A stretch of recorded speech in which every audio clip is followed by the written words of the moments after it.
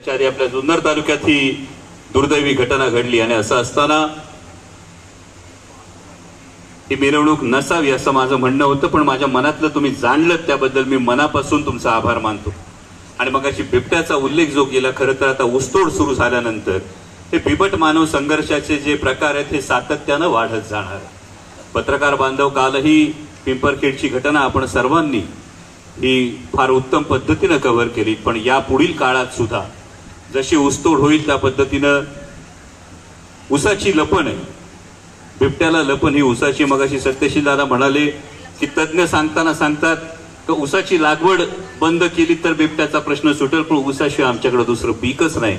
आणि मग हा प्रश्न कसा सोडवायचा, तर आज पिंपरखेडला शार्प शूटरच्या टीम पोहोचलेल्या आहेत। ही खरं तर एक फार महत्वाची घटना आहे, त्या म्हणजे या नरभक्षक जे काही बिबटे या परिसरात असतील, पिंपरखेड जांबू त्या परिसरातले नरभक्षक बिबटे जे असतील, यांना जेरबंद करण्याची आणि जेरबंद झारता नाही तर ठार करण्याची परवानगी आपण काल रात्री 11:30 वाजता याची तोंडी परवानगी आपण घेतली आणि त्यानंतर आज सकाळी त्याची लेखी परवानगी आलेली आहे।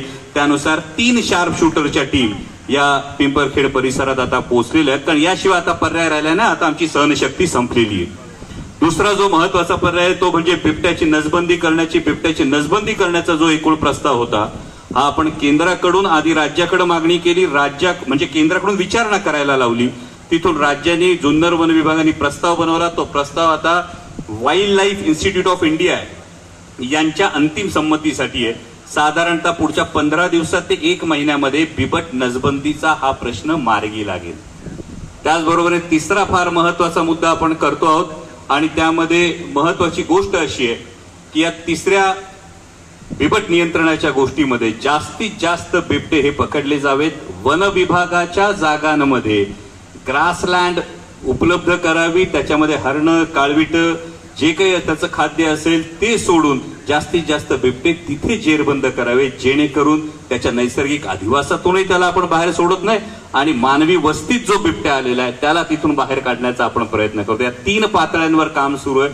त्याचबरोबर 4थ्या पातळीवर मागेही ताईंनी वनमंत्र्यांशी संपर्क केला होता, त्यानंतर जवळपास 75 बिबटे हे वनताराला पाठवण्याचा गणेश नाईक साहेबांनी ही परवानगी दिलेली आहे। त्याचबरोबर CCFच्या माध्यमातून आपण पश्चिम आफ्रिकेशी बोलतोय। पश्चिम आफ्रिकेमध्ये बिबट संख्या कमी झाल्यामुळे आमच्याकडचे बिबटे तिकडे न्या हे आपण सातत्यानं सांगतोय।